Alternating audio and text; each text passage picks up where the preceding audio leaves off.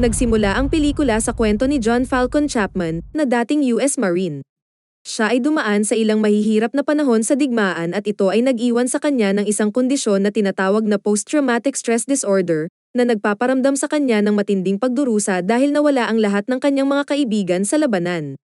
Dahil dito, minsan ay ginagawa niya ang isang sobrang mapanganib na bagay na tinatawag na Russian roulette, kung saan maglalagay siya ng ilang mga bala sa isang baril at hihilahin ang trigger sa kanyang ulo. Ngunit sa tuwing sinusubukan niya ito ay hindi pumuputok ang baril at hindi siya namamatay.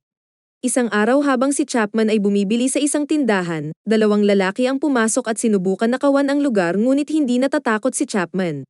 Sa halip, sinabi niya sa kanila na huwag itutok ang kanilang mga baril sa tiyan ng mga tao dahil hindi nila mapapatay agad ang tao sa ganoong paraan, at naglakas loob siya na itinutok ang baril sa sarili niyang ulo.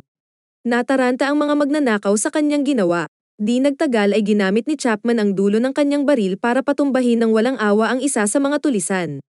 Pagkatapos ay ganun din ang ginawa niya sa isa pang lalaki at pareho silang nawalan ng malay.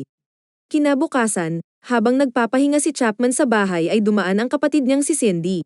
Narito siya upang magpaalam dahil pupunta siya sa isang kasal sa bayan. Pagkatapos ay plano niyang bumalik sa Brazil upang magtrabaho bilang isang aktivista at tumulong sa mahalagang bagay sa isang non-profit organization. Ngunit pagkatapos na bumalik si Cindy sa Brazil, nakatanggap si Chapman ng masamang balita. Natagpuan si Cindy sa tabing dagat, nasa malubhang kalagayan at may matinding pinsala sa buong katawan. Hindi nag-aksaya ng oras si Chapman at sumakay ng eroplano patungong Brazil para tingnan ang kanyang kapatid. Sa Brazil, nariyan ang detective na nagngangalang Tiago Santo at nakikipagtulungan siya sa kanyang partner na si Carlo Bororo.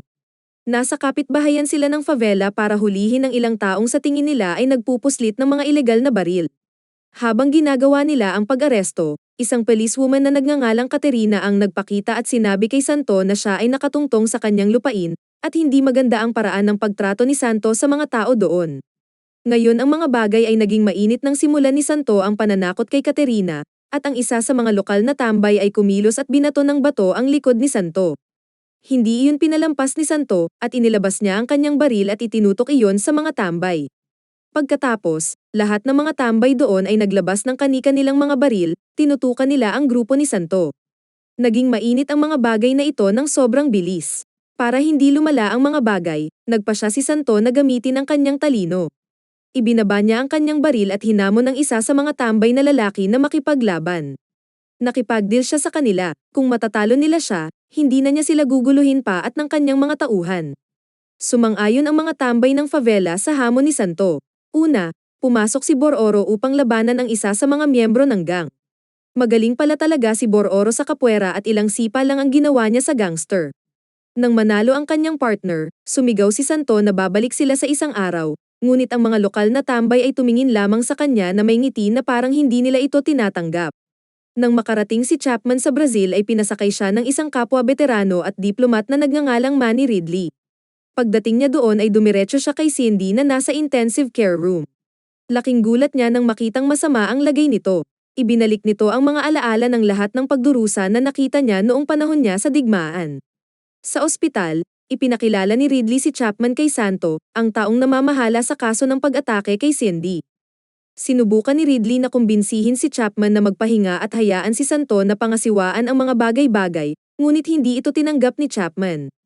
Gusto talaga niyang maging bahagi ng investigasyon. Hiniling niya kay Santo na ihatid siya sa lugar kung saan nila natagpuan si Cindy. Pagdating nila doon ay nakasalubong nila si Caterina. Mabilis na kumilos si Chapman at kinuha ang baril na dala-dala ni Caterina sa kanyang baywang, at itinutok ito sa isang kotse. Nakarinig siya ng ingay na parang pagsabog na nagmumula sa tambutso ng sasakyan.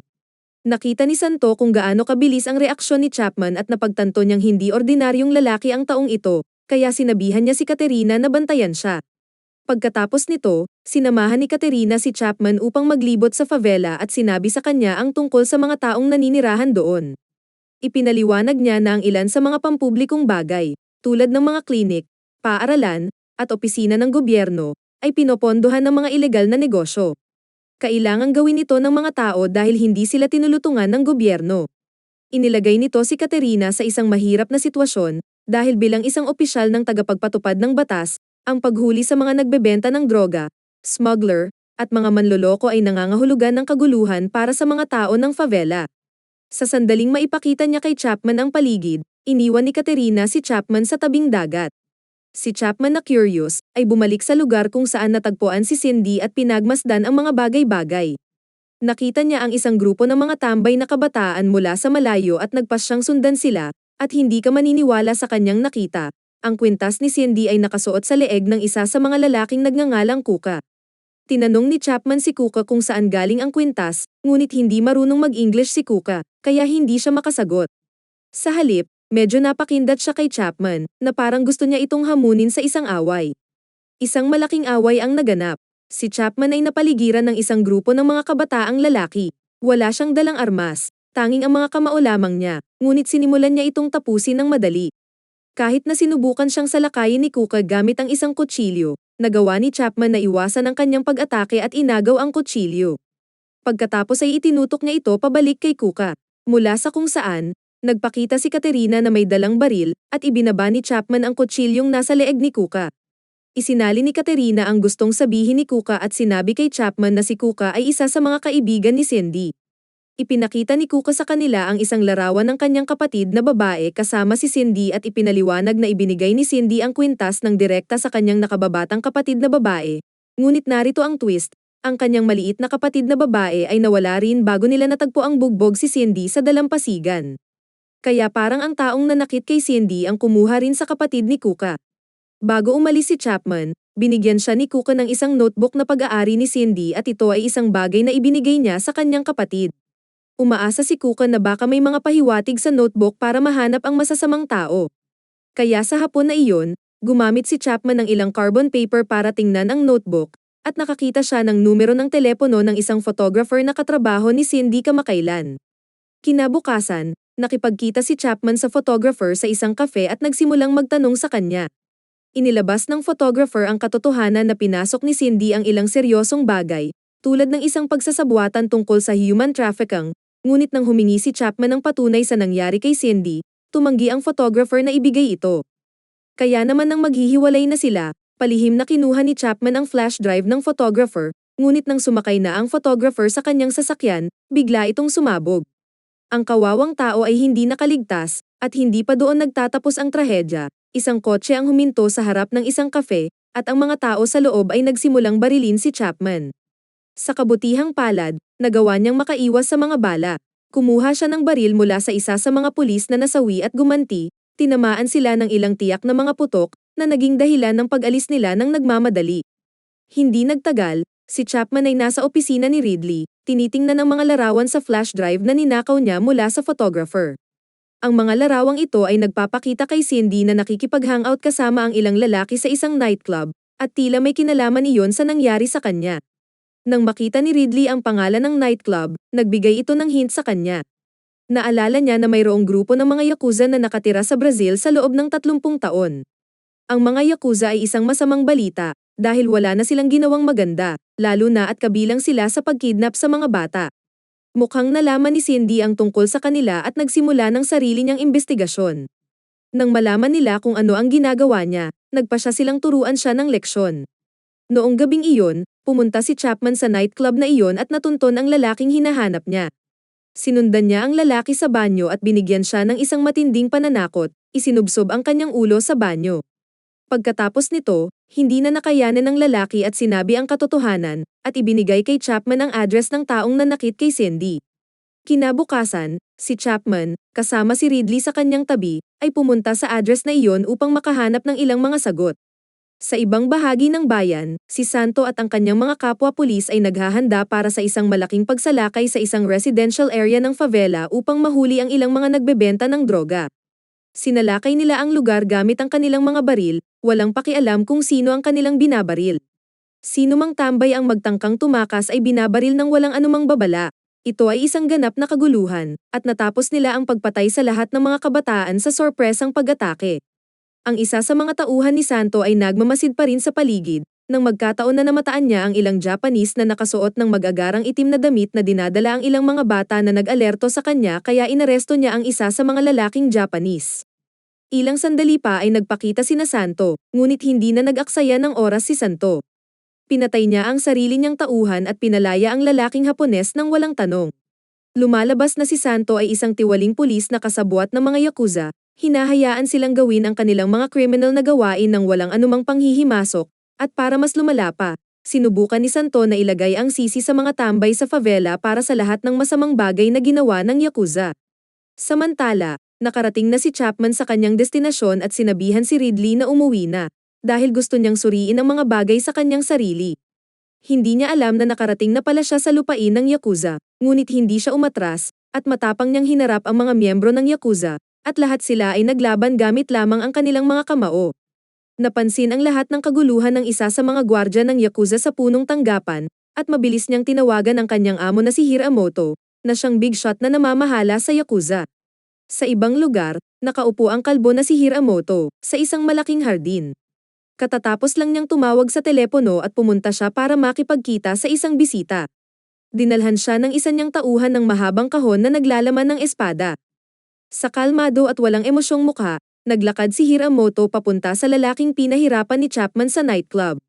Sa isang mabilis na galaw, sinaksak niya ang kawawang lalaki sa tiyan, at iyon nga, namatay ang lalaki sa isang iglap. Si Chapman ay nasa gitna pa rin ng laban sa lugar ng yakuza. Mula sa kung saan, tinutukan siya ni Santo at Bororo ng kanilang mga baril at sinabihan siyang itigil na ang paghabol sa yakuza. Binuksan ni Chapman ang isang briefcase na puno ng mga dokumento na nagpapatunay sa pagkakasangkot ng yakuza sa human trafficking.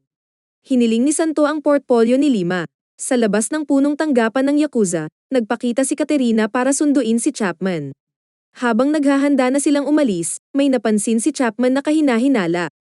Binanggit ni Santo ang pangalan ni Lima, bagamat wala pang sinasabi si Chapman tungkol kay Lima. Naisip ni Chapman na maaaring kasabwat si Santo sa yakuza, kaya't inikat ni Chapman ang mesa at palihim na pumasok sa sasakyan ni Santo.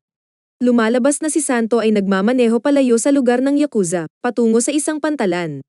Ligtas na nakalabas si Chapman sa sasakyan ni Santo at nagtago sa malapit, habang pinagmamasdan ang ginagawa ni Santo mula sa malayo. Sa pier, pumunta si Santo sa isang bodega kung saan itinatago ng mga yakuza ang mga nakidnap na bata. Tinawagan ni Chapman si Ridley para humingi ng tulong upang pigilan ang operasyon ng pagpupuslit ng mga bata, ngunit nainip siya sa paghihintay kay Ridley at sa mga pulis, kaya nagpa siyang pumasok ng mag-isa. Si Chapman ay palihim na pumasok at isa-isang niligpit ang ilang miyembro ng yakuza, na iniwang hindi makagalaw. Pagkatapos ay nag-cruise ang landas nila ni Bororo, na sinubukan gamitin ang kanyang capoeira moves kay Chapman, ngunit hindi ito gumana para sa kanya. Isang malakas na suntok ang ginawa ni Chapman at bumagsak si Bororo sa lupa. Nagpakita rin si Santo, pero hindi pala siya masyadong palaban. Madaling nasangga ni Chapman ang mga pag-atake ni Santo, ngunit pagkatapos ay bumangon muli si Bororo at silang dalawa ay nagtulungan laban kay Chapman, at kung hindi iyon sapat, si Hiramoto ay sumali kasama ang kanyang samurai sword, ngunit sa kabila ng lahat ng ito, nagawang ibagsak ni Chapman si Santo at Bororo gamit lamang ang kanyang mga kamay. Pagkatapos, si Chapman ay humarap laban kay Hiramoto at ang kanyang espada. Kinuha ni Chapman ang dalawang bakal upang gamitin laban sa kanya. Hindi nagtagal ang kanilang laban, at madaling natalo ni Chapman si Hiramoto.